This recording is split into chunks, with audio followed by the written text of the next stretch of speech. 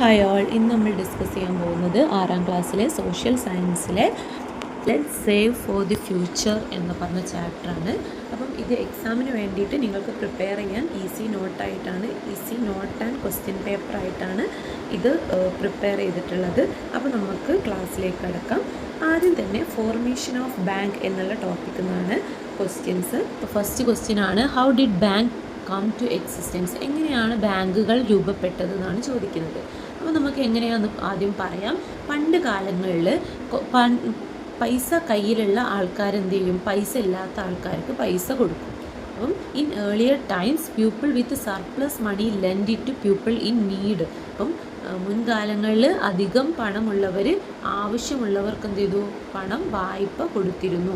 These led to emergence of local money lenders. ഇതെന്ത് ചെയ്തു? Local money lenders ഉണ്ടാവാൻ കാരണമായി, അവരുടെ ആ ഒരു എമർജൻസിന് കാരണമായി. ഇതിലൂടെ പ്രാദേശിക പണമിടപാടുകാർ രൂപപ്പെട്ടു എന്നാണ് പറയുന്നത്. As the number of borrowers increased, വായ്പ വാങ്ങാനുള്ള, അതായത് കടം വാങ്ങാനുള്ള ആവശ്യക്കാർ കൂടിയതോടെ money lenders needed more fund and began accepting deposits. Money ലെൻഡേഴ്സിന് എന്താവശ്യം വന്നു? കൂടുതൽ പൈസ കണ്ടെത്തേണ്ടത് ഉണ്ടായി. അങ്ങനെ അവരെന്ത് ചെയ്തു? നിക്ഷേപങ്ങൾ സ്വീകരിക്കാൻ തുടങ്ങി. Gradually these activity grew. അങ്ങനെ എന്ത് ചെയ്തു? ഈ ആക്ടിവിറ്റി വളർന്നു. And resulted in formation of financial institution including bank. അങ്ങനെ സാമ്പത്തിക സ്ഥാപനങ്ങളും പിന്നീട് ബാങ്കുകളും രൂപപ്പെട്ടു എന്നാണ് പറയുന്നത്. അടുത്തത്, what were the criteria for lending money by early financial institution? പണ്ട് കാലങ്ങളിൽ ഫിനാൻഷ്യൽ ഇൻസ്റ്റിറ്റ്യൂഷനുകളിൽ പണം വായ്പക്ക് കൊടുക്കാൻ എന്ത് ക്രൈറ്റീരിയ ആണ് അവർ വെച്ചത്? എന്ത് മാനദണ്ഡത്തിൻ്റെ ബേസിലാണ് പണം വായ്പ കൊടുത്തിരുന്നത് എന്നാണ് ചോദിക്കുന്നത്. The ability of borrower to repay the loan and their reliability were the main criteria. എന്തായിരുന്നു മെയിൻ ക്രൈറ്റീരിയ? വായ്പ തിരികെ നൽകാനുള്ള കഴിവും വിശ്വാസ്യതയും ആയിരുന്നു പ്രധാന മാനദണ്ഡങ്ങൾ. ക്രൈറ്റീരിയ എന്ന് പറഞ്ഞാൽ എന്താണ്? മാനദണ്ഡങ്ങൾ എന്തൊക്കെയായിരുന്നു എന്നാണ് ചോദിച്ചത്. എബിലിറ്റി ഓഫ് ദി ബോറോവർ, അതായത് വായ്പ വാങ്ങിയ ആളാണ് ബോറോവർ. അപ്പം ആ വായ്പ വാങ്ങിയ ആൾക്ക് എന്തിനുള്ള കഴിവ് വേണം? ടു റീപേ ദി ലോൺ, ആ ലോണ് തിരിച്ചടക്കാനുള്ള കഴിവ് വേണം. And their reliability were the main criteria. അതുപോലെ തന്നെ അവരുടെ വിശ്വാസ്യതയുമായിരുന്നു മെയിനായിട്ടുള്ള മാനദണ്ഡം എന്ന് പറയുന്നത്. റിലയബിലിറ്റി എന്നാൽ വിശ്വാസ്യത. അടുത്തത്, why did individual fail to manage banking activities on their own? എന്തുകൊണ്ടാണ് ഓരോ വ്യക്തികൾ ബാങ്കിങ് ആക്ടിവിറ്റീസ് മാനേജ് ചെയ്യുക എന്നുള്ള കാര്യത്തിൽ വ്യക്തികൾ എന്തുകൊണ്ടാണ് തോറ്റുപോയത്? എന്തുകൊണ്ട് ഒരു വ്യക്തി മാത്രം വിചാരിച്ചിട്ട് ഈ ബാങ്കിങ് ആക്ടിവിറ്റീസ് മാനേജ് ചെയ്യാൻ പറ്റിയില്ല എന്നാണ് ചോദിക്കുന്നത്. When accepting deposits and lending loans increased excessively, individuals could not manage these activities alone. These led to the rise of organized financial institutions like bank. അപ്പോൾ നിക്ഷേപങ്ങളും വായ്പകളും കൂടുതലായതോടെ, വെൻ അക്സെപ്റ്റിംഗ് ഡെപ്പോസിറ്റ്സ്, അതായത് deposits സ്വീകരിക്കണം, നിക്ഷേപങ്ങൾ സ്വീകരിക്കണം, അതുപോലെ തന്നെ ആൻഡ് ലെൻഡിങ് ലോൺസ്, അതുപോലെ തന്നെ എന്താ? ലോണ് കൊടുക്കുകയും വേണം. ഇൻക്രീസ്ഡ് എക്സസീവ്ലി, അപ്പോൾ ഡെപ്പോസിറ്റ് സ്വീകരിക്കുന്നതും ലോൺ കൊടുക്കുന്നതും എന്ത് ചെയ്തു? കൂടി. കുറേ ആൾക്കാർക്ക് ലോൺ ആവശ്യമായിട്ട് വന്നു, കുറേ ആൾക്കാർ പണം കൊണ്ടുവന്നിട്ട് ഡെപ്പോസിറ്റ് ചെയ്യാനും തുടങ്ങി. അപ്പോൾ ഇത് കൂടിയതോടെ ഒരു വ്യക്തിക്ക് മാത്രം അത് മാനേജ് ചെയ്യാൻ പറ്റാതെയായി. അങ്ങനെ ഒരു വ്യക്തിക്ക് മാത്രം മാനേജ് ചെയ്യാൻ പറ്റാത്തതായപ്പോൾ എന്ത് ചെയ്തു? അവർ ഫിനാൻഷ്യൽ ഇൻസ്റ്റിറ്റ്യൂഷൻസ് ആയിട്ടുള്ള ബാങ്കുകൾ തുടങ്ങി എന്നാണ് പറയുന്നത്. ഇനി അടുത്തത്, ബാങ്ക് എന്നുള്ള ടോപ്പിക്കിൽ നിന്നാണ് question. What is the origin of word bank? What is the origin of the word bank? Bank എന്നുള്ള വേർഡിൻ്റെ ഒറിജിൻ എന്താണെന്നാണ് ചോദിക്കുന്നത്. The word bank come from Italian word banca. Banca എന്നുള്ളൊരു ഇറ്റാലിയൻ വേർഡിൽ നിന്നാണ് ബാങ്ക് എന്നുള്ള പേര് വന്നത്. ആൻഡ് ഫ്രഞ്ച് വേർഡ് ബാങ്ക് എന്ന് പറഞ്ഞിട്ടുള്ള ഫ്രഞ്ച് വേർഡിൽ നിന്നും ഇറ്റാലിയൻ വേർഡായിട്ടുള്ള ബാങ്ക എന്നുള്ള വേർഡിൽ നിന്നുമാണ് ബാങ്ക് എന്നുള്ള വേർഡ് വന്നത്. ബോത്ത് മീനിങ് ബെഞ്ച് എന്നാണ് ഇതിൻ്റെ രണ്ടിൻ്റെയും അർത്ഥം. Why were benches associated with banking in olden days? എന്തുകൊണ്ടാണ് ബെഞ്ചസ് ബാങ്കിങ്ങുമായിട്ട്, പണ്ട് കാലങ്ങളിൽ ബാങ്കിങ്ങും ബെഞ്ചസും എങ്ങനെയാണ് ബന്ധപ്പെട്ടത്, എങ്ങനെയാണ് അസോസിയേറ്റ് ചെയ്തത്, അല്ലെങ്കിൽ എന്താണ് അത് തമ്മിലുള്ള ബന്ധം എന്നാണ് ചോദിക്കുന്നത്. In olden days merchants in Italy conducted money transaction while sitting on benches in street. where gold and silver coins were kept.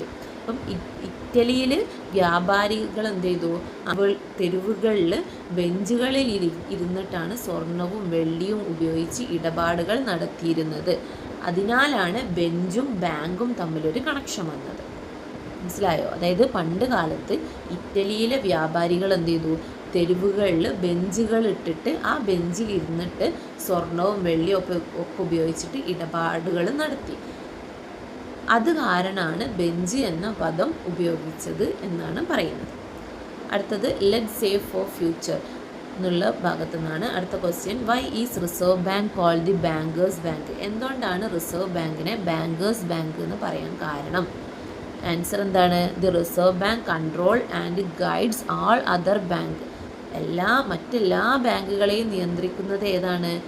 Reserve ബാങ്കാണ്. Hence it is known as bankers bank. അതുകൊണ്ട് തന്നെ അതിനെന്ത് പറയും? ബാങ്കുകളുടെ ബാങ്ക് എന്ന് പറയുന്നു. അടുത്തത് prepare a reading card on Reserve Bank. Prepare a reading card on the Reserve Bank. നമുക്ക് റീഡിംഗ് കാർഡ് എങ്ങനെ ഉണ്ടാക്കാം? Name Reserve bank of India. അത് എസ്റ്റാബ്ലിഷ് ചെയ്തത് ഏത് വർഷമാണ്? 1935.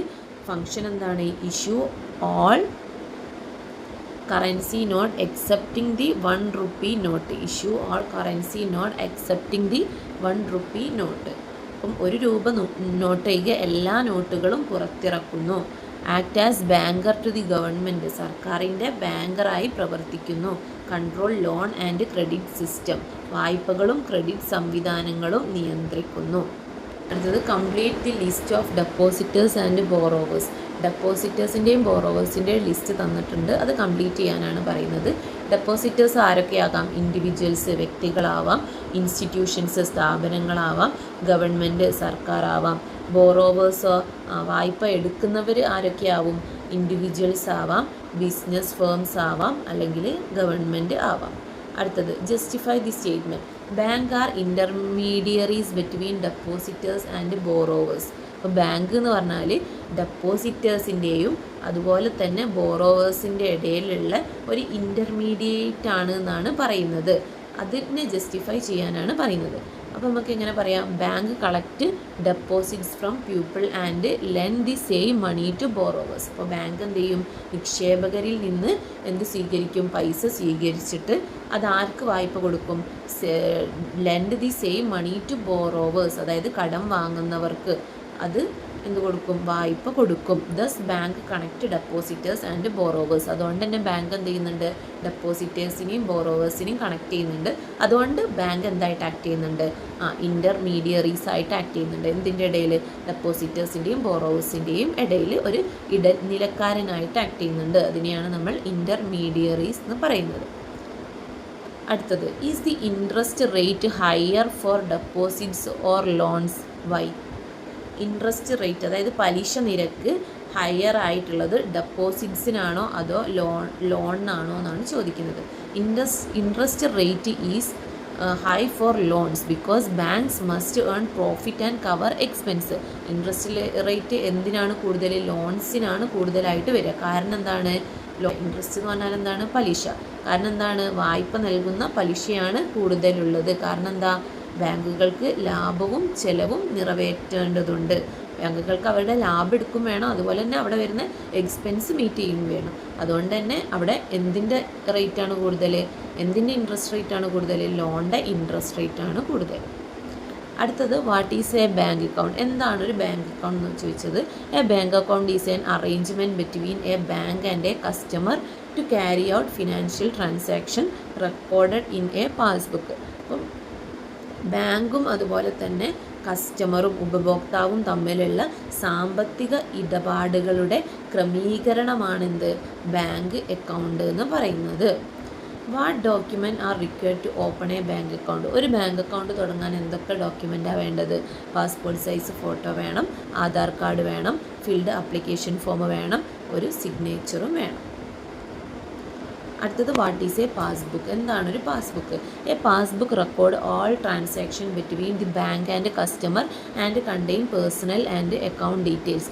അപ്പോൾ ബാങ്കും അതുപോലെ തന്നെ ഉപഭോക്താവും തമ്മിലുള്ള എല്ലാ ഇടപാടുകളും രേഖപ്പെടുത്തുന്ന ഒരു പുസ്തകമാണ് എന്ത്? പാസ്ബുക്ക് എന്ന് പറയുന്നത്. ട്രാൻസാക്ഷൻ എന്ന് പറഞ്ഞാൽ എന്താ? ഇടപാടുകൾ between bank and customer and contain personal and account details. അതിൽ പേഴ്സണൽ ഡീറ്റെയിൽസും ഉണ്ടാവും, അതുപോലെ തന്നെ അക്കൗണ്ട് ഡീറ്റെയിൽസും ഉണ്ടാവും.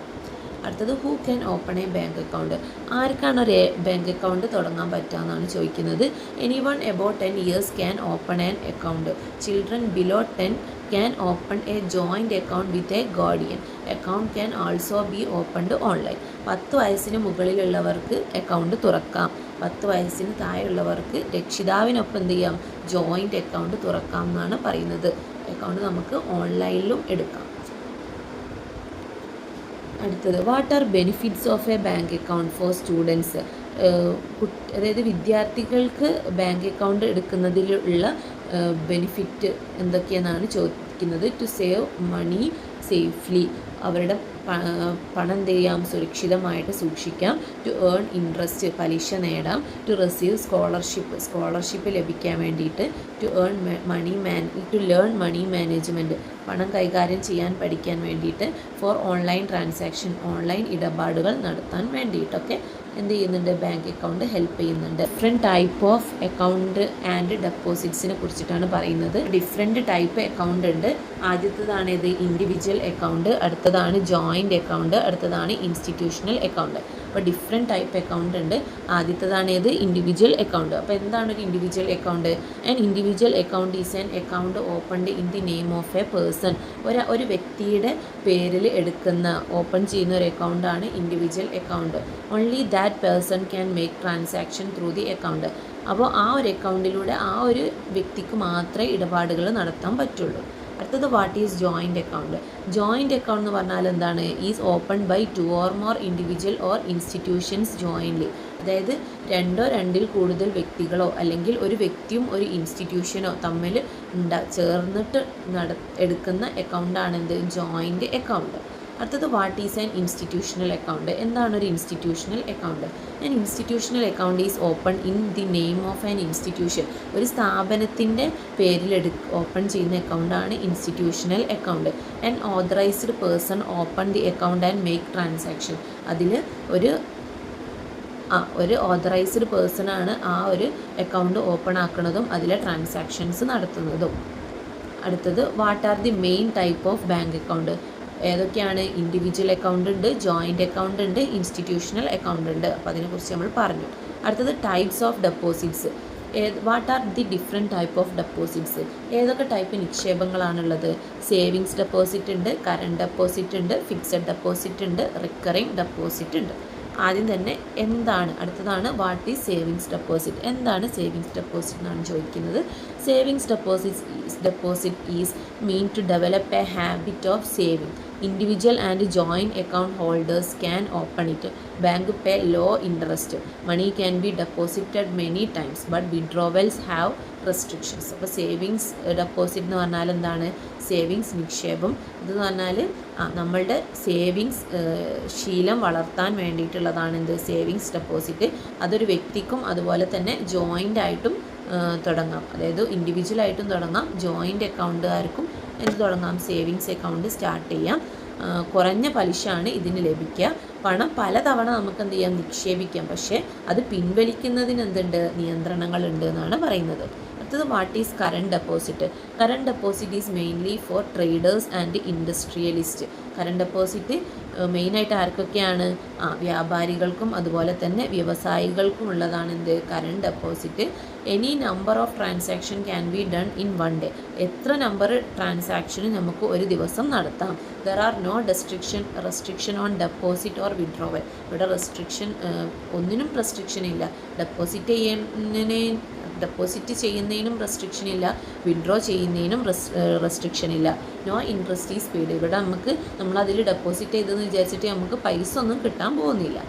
അടുത്തതാണ് what is fixed deposit. Fixed deposit is an account where money is deposited only once and withdrawn with interest after a fixed period.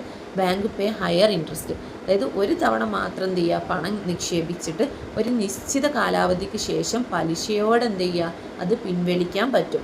അതിനെയാണ് എന്ത് പറയുന്നത്, ഫിക്സഡ് ഡെപ്പോസിറ്റ് എന്ന് പറയുന്നത്. ഈ ഫിക്സഡ് ഡെപ്പോസിറ്റിൽ ഇട്ട് കഴിഞ്ഞാൽ നമുക്ക് ഒരു ഹൈ എമൗണ്ട് ഇൻട്രസ്റ്റ് പലിശ കിട്ടുമെന്നാണ് പറയുന്നത്. ഇത് what is recurring deposit? Recurring deposit എന്ന് പറഞ്ഞാൽ എന്താണ്? ആർ ഡി ആണ് എന്ത് റിക്കറിംഗ് ഡെപ്പോസിറ്റ്. അപ്പം recurring deposit is a type of fixed deposit ഒരു fixed amount is deposited regularly for a specific period. അതായത് റെഗുലറായിട്ട് ഇപ്പോൾ ഒരു മാസം 10-ാം തീയതി നമ്മൾ ഒരു 2000 രൂപ ഇട്ട് കഴിഞ്ഞാൽ ഒരു വർഷത്തിനാണ് നമ്മൾ റിക്കറിംഗ് ഡെപ്പോസിറ്റ് എടുക്കുന്നതെന്നുണ്ടെങ്കിൽ ഈ മാസം അതായത് മാർച്ചിൽ നമ്മൾ 10-ാം തീയതി ഒരു 2000 രൂപ ഇട്ട് കഴിഞ്ഞാൽ ഒരു വർഷത്തേക്ക് എല്ലാ 10-ാം തീയതി എല്ലാ മാസം 10-ാം തീയതി നമ്മൾ എന്ത് ചെയ്യണം, ഒരു 2000 രൂപ അതിൽ ഡെപ്പോസിറ്റ് ചെയ്യണം. അതാണ് പറയുന്നത് recurrent deposit is a type of fixed deposit where a fixed amount is deposited regularly for a specific period. അതായത് ഒരു സ്പെസിഫിക് പീരീഡിലേക്ക് നമ്മൾ എന്ത് ചെയ്യണം, റെഗുലറായിട്ട് അതിൽ ഡെപ്പോസിറ്റ് ചെയ്യണം. Money can be withdrawn only after maturity. അപ്പോൾ അതിൻ്റെ ഒരു മെച്യൂരിറ്റി ഇപ്പോൾ ഒരു വർഷത്തിനാണ് ഇട്ടതെന്നുണ്ടെങ്കിൽ ഒരു വർഷമാണ് അതിൻ്റെ മെച്യൂരിറ്റി. അപ്പോൾ ആ ഒരു മെച്യൂരിറ്റി എത്തിക്കഴിഞ്ഞാൽ മാത്രമേ ആ പൈസ നമുക്ക് പിൻവലിക്കാൻ പറ്റൂ. Interest is higher than savings deposit. Savings ഡെപ്പോസിറ്റിനേക്കാളും ഇൻട്രസ്റ്റ് ഉണ്ട് ഏതിന്, റിക്കറിംഗ് ഡെപ്പോസിറ്റിന്. ഇനി നമ്മളോട് ഈ ഒരു ടേബിൾ കംപ്ലീറ്റ് ചെയ്യാനാണ് പറയുന്നത്. Savings deposit interest low rate of interest ആണ്. അതിന് ടീനർ ഉണ്ടോ എന്നാണ് പറയുന്നത്. ടീനർ ഇല്ല. അടുത്തത് കറണ്ട് ഡെപ്പോസിറ്റ് ആണെന്നുണ്ടെങ്കിൽ ടീനർ ഇല്ല. ഇൻട്രസ്റ്റ് നോ ഇൻട്രസ്റ്റ് ആണ്. ഫിക്സഡ് ഡെപ്പോസിറ്റ് ആണെങ്കിൽ ടീനർ അപ്ലിക്കബിൾ ആണ്. അതിൻ്റെ ഇൻട്രസ്റ്റ് എന്ന് പറഞ്ഞാൽ ഹൈ റേറ്റ് ഓഫ് ഇൻട്രസ്റ്റ് ഉണ്ട്. പിന്നെ റിക്കറിംഗ് ഡെപ്പോസിറ്റ് എന്ന് പറഞ്ഞാൽ ടീനർ അപ്ലിക്കബിൾ ആണ്. അതിൻ്റെ interest high rate of interest ഉണ്ട്. ഇനി വിഡ്രോവലാണ് പറയുന്നത്. സേവിങ്സ് ഡെപ്പോസിറ്റ് ആണെന്നുണ്ടെങ്കിൽ വിഡ്രോവലിന് റെസ്ട്രിക്ഷൻ ഉണ്ട്. കറണ്ട് ഡെപ്പോസിറ്റ് ആണെന്നുണ്ടെങ്കിൽ വിഡ്രോവലിന് റെസ്ട്രിക്ഷൻ ഇല്ല. ഫിക്സഡ് ഡെപ്പോസിറ്റ് ആണെന്നുണ്ടെങ്കിൽ മെച്യൂരിറ്റി എത്തിയതിന് ശേഷമേ നമുക്ക് വിഡ്രോ ചെയ്യാൻ പറ്റൂ. റിക്കറിംഗ് ഡെപ്പോസിറ്റ് ആണെന്നുണ്ടെങ്കിലും ആഫ്റ്റർ മെച്യൂരിറ്റി പീരീഡിന് ശേഷമേ വിഡ്രോ ചെയ്യാൻ പറ്റൂ. ടീനർ എന്ന് പറഞ്ഞാൽ കാലാവധി എന്നാണ്. അപ്പം സേവിങ്സ് ഡെപ്പോസിറ്റും കറണ്ട് ഡെപ്പോസിറ്റിനും എന്തില്ല, കാലാവധി ഇല്ല. പക്ഷേ ഫിക്സഡ് ഡെപ്പോസിറ്റ് ആണെങ്കിലും റിക്കറിംഗ് ഡെപ്പോസിറ്റ് ആണെങ്കിലും അതിനെന്തുണ്ട്, കാലാവധി ഉണ്ട് എന്നാണ് പറയുന്നത്. അടുത്തത് how can prize money and pocket money be saved for future needs. എങ്ങനെയാണ് നമ്മൾക്ക് കിട്ടുന്ന പ്രൈസ് മണിയും പോക്കറ്റ് മണിയൊക്കെ ഭാവിയിലേക്ക് എടുത്ത് വെക്കുക, സൂക്ഷിച്ച് വെക്കുക എന്നാണ് ചോദിക്കുന്നത്. Prize money and pocket money can be saved by depositing them in a bank or student saving scheme which help meet future needs. അപ്പം നിങ്ങൾക്ക് സമ്മാനമായി ലഭിക്കുന്നതും അതുപോലെ തന്നെ പോക്കറ്റ് മണിയൊക്കെ എന്ത് ചെയ്യുക, ബാങ്കിലോ അല്ലെങ്കിൽ ഒരു സേവിങ്സ് അക്കൗണ്ടിലോ നിക്ഷേപിച്ചാൽ നിങ്ങൾക്കത് എന്ത് ചെയ്യാം, ഭാവിയിൽ എന്തെങ്കിലുമൊക്കെ ആവശ്യങ്ങൾക്ക് ഉപയോഗിക്കാം എന്നാണ് പറയുന്നത്. അടുത്തത് what facilities are provided at school to promote saving habit. എന്ത് ഫെസിലിറ്റീസാണ് സ്കൂളുകളിൽ സേവിങ് ഹാബിറ്റ് കൂട്ടാൻ വേണ്ടിയിട്ട് കൊടുക്കേണ്ടത്? School encourage student to save through student saving scheme. Student saving scheme start ചെയ്തിട്ട് കുട്ടികളെ അതിൽ ഡെപ്പോസിറ്റ് ചെയ്യാൻ വേണ്ടിയിട്ട് എന്ത് ചെയ്യണം, ശീലിപ്പിക്കണം എന്നാണ് പറയുന്നത്. അടുത്തത് ചോദിക്കുകയാണ് what is student saving scheme. എന്താണ് സ്റ്റുഡൻറ്റ് സേവിങ് സ്കീം എന്നാണ് പറയുന്നത്.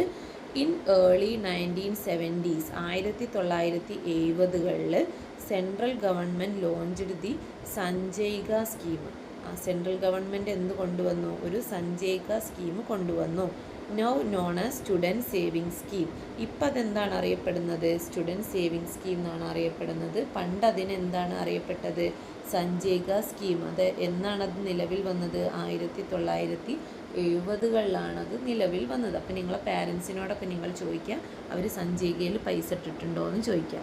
അപ്പം നിങ്ങൾ എന്ത് ചെയ്യുക, സ്റ്റുഡൻറ്റ് സേവിങ് സ്കീമാണ്. പണ്ടത്തെ സഞ്ജയ്കക്കാണ് ഇപ്പം സ്റ്റുഡൻറ്റ് സേവിങ് സ്കീം എന്ന് പറയുന്നത്. അപ്പോൾ അതിൽ പൈസ ഡെപ്പോസിറ്റ് ചെയ്യാം. To promote saving habits and banking awareness among students. ഇതെന്തിനാണ്, വിദ്യാർത്ഥികളിൽ സേവിങ് ശീലം വളർത്താനും ബാങ്കിങ് ബോധവൽക്കരണം നൽകാനും വേണ്ടിയിട്ടാണ്. It functions under national saving scheme. ഇതെന്തിൻ്റെ ഭാഗമായിട്ടാണ്, നാഷണൽ സേവിങ് സ്കീമിൻ്റെ ഭാഗമായിട്ടാണ് ഇത് പ്രവർത്തിക്കുന്നത്. Students receive a passbook and account number through their school. അപ്പോൾ അവരുടെ സ്കൂൾ വഴി കുട്ടികൾക്ക് എന്ത് കിട്ടും, പാസ്ബുക്കും അതുപോലെ തന്നെ അക്കൗണ്ട് നമ്പറും കിട്ടും.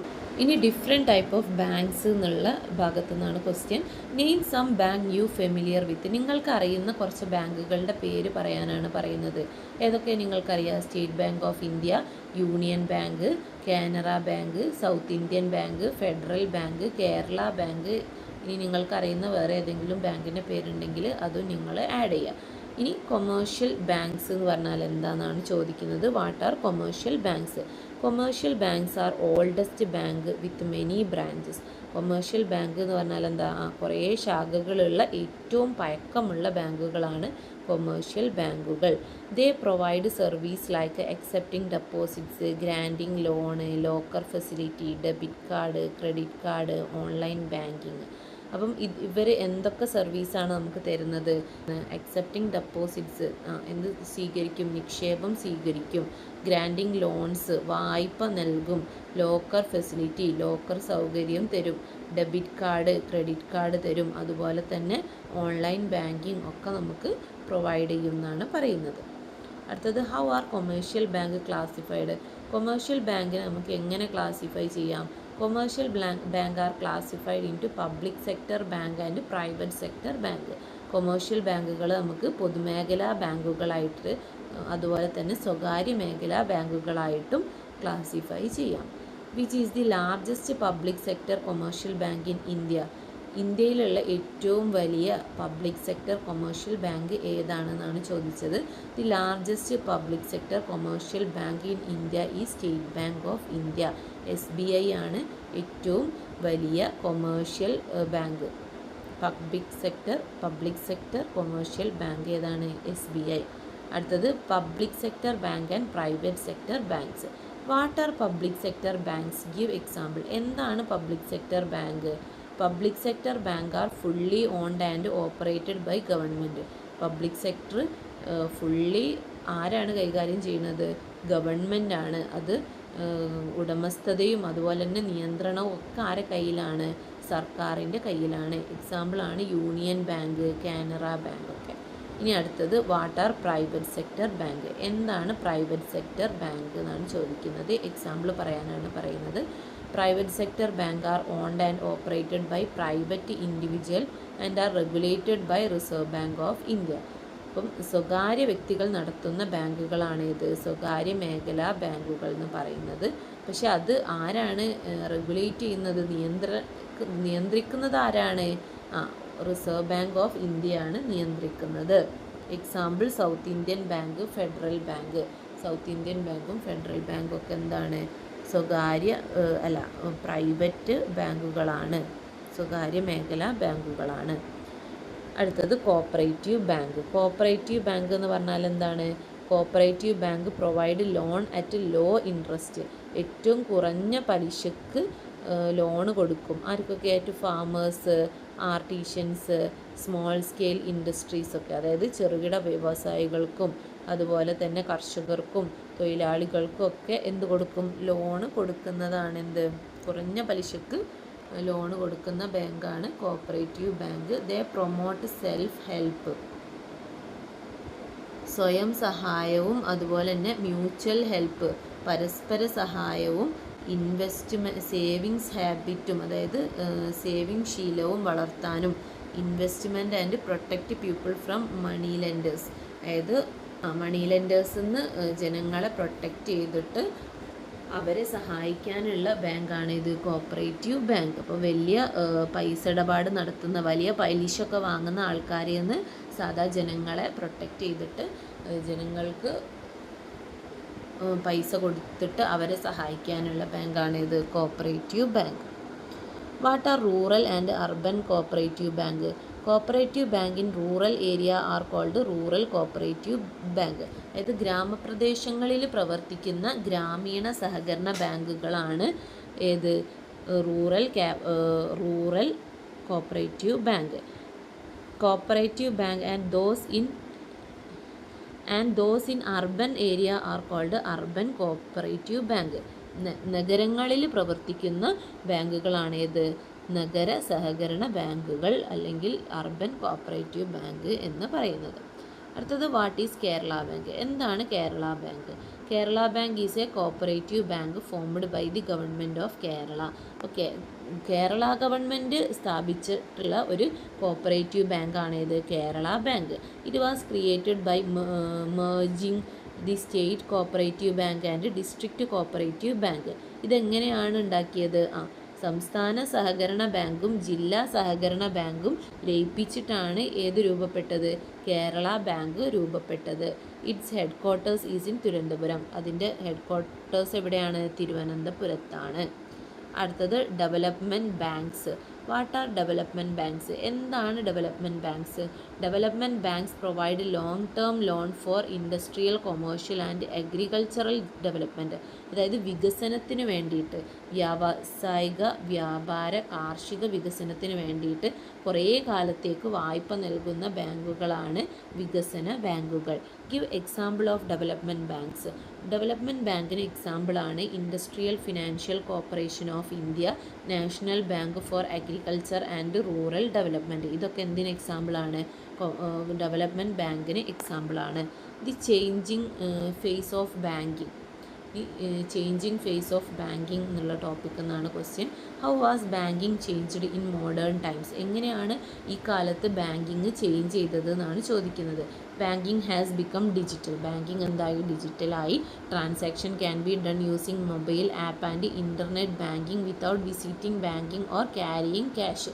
അപ്പോൾ ഇപ്പം നമുക്ക് പണമിടപാട് നടത്തണം എന്നുണ്ടെങ്കിൽ നമ്മൾ ക്യാഷ് ക്യാരി ചെയ്യണമെന്നില്ല. അതുപോലെ തന്നെ എവിടെ പോകണമെന്നില്ല, ബാങ്കിൽ പോവാതെ തന്നെ നമുക്ക് UPI ഒക്കെ വഴി എന്ത് ചെയ്യാം? ബാങ്കിൽ നിന്ന് ട്രാൻസാക്ഷൻസ് നടത്താം എന്നാണ് പറയുന്നത്. അടുത്തത് ATM. What is an ATM? ATM help withdraw money any time without going to bank. Money can also be deposited using CDM. ATM എന്ന് പറഞ്ഞാൽ എന്താണ്? ഓട്ടോമാറ്റഡ് ടെല്ലർ മെഷീനാണ്. അതെന്തിന് ഹെൽപ്പ് ചെയ്യുന്നുണ്ട്? പൈസ എടുക്കാൻ വേണ്ടിയിട്ട്, ഏത് സമയത്തും പൈസ എടുക്കാൻ വേണ്ടിയിട്ട് ഹെൽപ്പ് ചെയ്യുന്നുണ്ട്. അതുപോലെ തന്നെ നമുക്ക് ഡെപ്പോസിറ്റ് ചെയ്യാൻ വേണ്ടി ഹെൽപ്പ് ചെയ്യുന്നതാണ് CDM, ക്യാഷ് ഡെപ്പോസിറ്റ് മെഷീൻ. അടുത്തത് UPI. എന്താണ് UPI?